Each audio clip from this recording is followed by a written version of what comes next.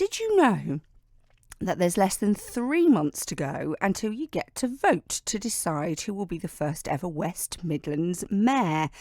The spotlight has focused on what the salary for the post should be. Let's put it into some sort of context for you. The Mayor of London receives £140,000 a year. Now, yesterday, 2 of the candidates in the West Midlands race said they're ready to do the job for the average wage, £30,000 a year. They're James Byrne, the Green candidate, and UKIP candidate Peter Durnell, been giving their reasoning. What I'm proposing to do is to take the average salary for the West Midlands, because I think if you want to represent people, you have to understand their lives and live like them. I'd be very honoured and privileged to perform the role for £30,000 a year, which is roughly the average living wage. Well, we'll speak to James in just a moment. This morning, another twist, though. The Tory candidate Andy Street has said he's ready to be paid on a performance-related basis. His salary would be based on whether he meets key targets such as job creation and economic growth. He says almost everyone else at work has targets nowadays and that the new mayor should be no different. We'll hear from Andy Street after 8. But first, let's speak to James Byrne, the Green candidate, to see if he's ready to face payment by results. Morning, James. Morning. What do you make of this then? Payments by results? Yeah, I'm absolutely happy to go with that. I think that politicians should be held to account for their performance. I guess my problem is the devil lies in the details. So we know that unemployment has fallen, yet people here are no richer. Most families in poverty are actually working families now. So actually I don't agree with Andy's measures really. So basically I'm more than happy to say as mayor, until people are happier, because that's what politics should be about, making people happier, and until the people with the least money in the region have more money, more than happy to not see my salary increase even a penny. So what kind of salary do you think you should receive for this role?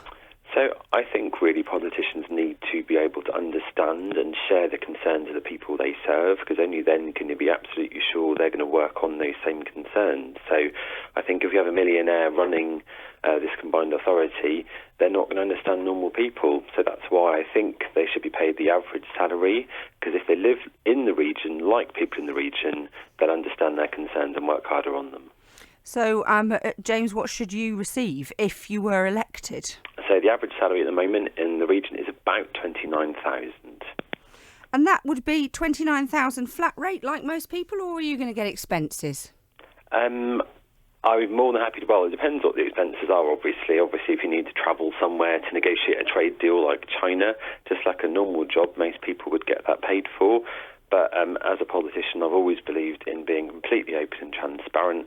And I'd be more than happy to have a third party to look over my expenses and agree them all and make sure they're reasonable. But no, I wouldn't be looking for duck houses and moats around a castle or chauffeur-driven cars or anything like that. It'd be normal things like second-class train fares. When you look at what the Mayor of London earns, which I believe is in the region of £140,000 a year, are you not devaluing the importance of the role by saying we'll just have a £30,000 a year salary?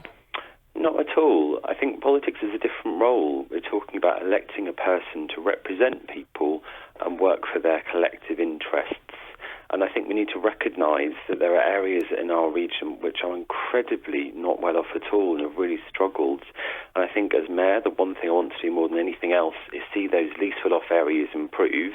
And I think it's right when people there are on £14,000 a year and really struggling to say, actually, I'm a citizen here too. I'm going to share that a bit and I will use that mayor's salary to make their lives better. You're talking yourself into the role rather well, James, aren't you? Saying, as mayor, I'll do this. You're still prospective, aren't you? As we all are, yeah, of course. So why is it, do you think, that this particular issue about salary has as candidates, all of you seem to be talking about it at the moment. Why is it so important, you think, to bring this into the fray? I think people are fed up of politicians taking a lot of money and not doing a great deal to change people's lives. I think the expenses scandal is still fresh in people's minds, and people are very sceptical of politicians that they see to be on a gravy train. I think it's up for all of us as mayor candidates to really regain the trust of normal people. And one way of doing that, I think, is saying very clearly, look, I'm not in this for the money. If you elect me or whoever else makes similar pledges as mayor, you can be guaranteed we'll be working for the good of people here, not just for the good of our back pockets.